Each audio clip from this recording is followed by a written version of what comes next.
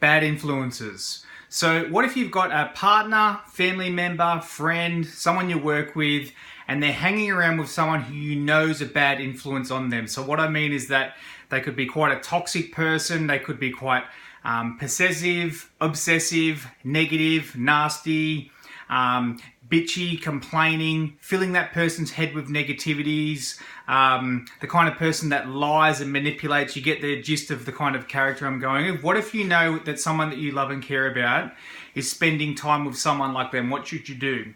So step one, always use the resilience techniques to release whatever buttons of yours that may push, because you don't want to talk to your loved one out of ego. So if you're angry or disappointed or upset or it's affected your confidence or something like that, we don't want to talk from that point of view. We always want to talk from authentic, which is calm, confident, happy, neutral, understanding point of view. So release those buttons, use the resilience techniques.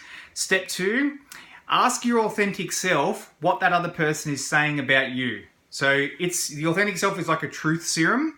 It's only going to tell you the truth, and it's only going to tell you things that are purposeful. So if you ask and it doesn't tell you anything, it just means that the question you're asking is not important, or you don't need to know, or maybe life will have a way of having you experience the answer in the not too distant future. So it doesn't want to tell you ahead of time. All right, but sometimes it will tell you the answer. It will tell you this is exactly who's saying stuff about you, and it'll tell you exactly what they're saying. Right, so if you get that, if it does tell you that information, at least you know, right? I always think clarity is better than not knowing. So you've got the answer. So you've released the buttons, you've talked to your authentic self. It's given you some kind of answer of what they're saying or doing. Next is the tricky and the challenging part. How do you approach that conversation with the other person? So you've got to assess where you think that person's up to on their journey. Are they going to be open to hearing this information from you, or are they going to be closed off? Or are they going to be in the middle? So you've kind of got to put them in that category. If they're open to it, then you just sit down and have an open, honest, authentic conversation with them. Go, listen, this person you're hanging around with, this is what I think of them. This is what I think's happening.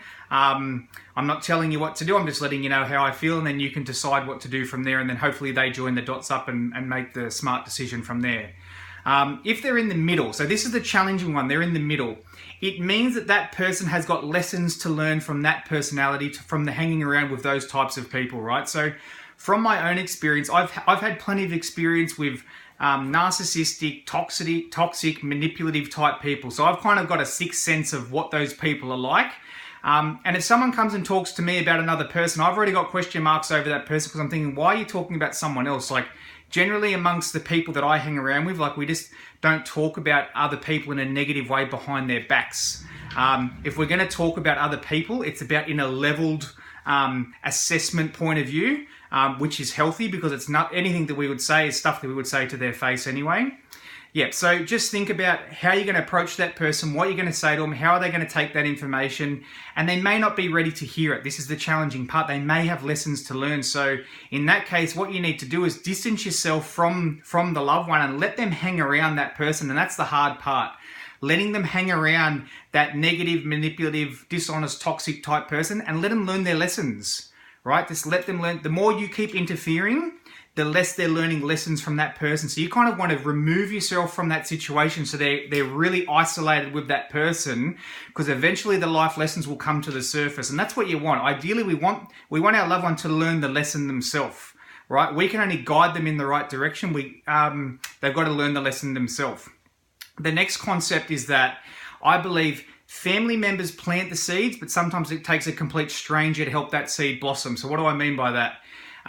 From a parent's point of view, parents will tell kids something, and then it seems like the kids don't listen, and then a complete stranger will come along and tell them the same thing, and then the kids will go home and tell the parents, hey mum, hey dad, guess what so-and-so said today? It's the best thing ever, and it's this and it's that. And the parent thinks, oh, I've been saying that to you for ages, but you haven't been listening to me, right? And I'm thinking, even I do that. Lots of people I know do that. I'm like, it must be a thing. This must be human nature. And it is, right? It's some type of phenomenon. I don't know the name for it, but there should be one. So just know that whatever seed you've planted, just let that be. So my whole point in telling you that part is plant the seed with your loved one and then let it be, right? You may not be the one to see that seed blossom. Someone else may come along, a complete stranger, and tell them the exact same thing that you did. And that's the point when they're open, ready to listen, right? Sometimes we're too close to people. We're too emotionally attached, too emotionally invested, and we're not the person to teach them that lesson. So allow someone else to do that. So just to recap, what do we do? We release the buttons. Step 2, we talk to our authentic self, see if it gives us an answer. If it does. Step 3, we have the conversation, and in that conversation we plant the seeds on what we're telling them what we think about that other person or how we're feeling, and then let them decide, right? We can't control the other people. You've got to let them decide. Right, and that's the challenging part, because they may not be doing what you want them to do, so then you may have to do more releasing. Right, they may push more buttons by not listening to you or doing the opposite, so just release those buttons as well. And then from there, they're either going to act in accordance with your values, which you're either got a value system which is authentic way of living, or you've got a value system which is more ego and negativity, chaos and drama. So if you're of the authentic value set, you want to fill your life with people who also have the same authentic value set. Life is so much easier, so much more fun, so much more pleasant to be around other positive, authentic people. So sometimes you've just got to cut the person loose for a little while, let them learn their lessons, and then hopefully they'll learn their lessons, then come back to you and go, all right, I learned my lesson now. I realize what you're saying. I get it now. And then you can resume. So yeah, stick true to your values, guys. Doesn't matter if it's a partner, family, friend, stick true to you and your values. The universe rewards those who live true to their values. Hope that helps, guys.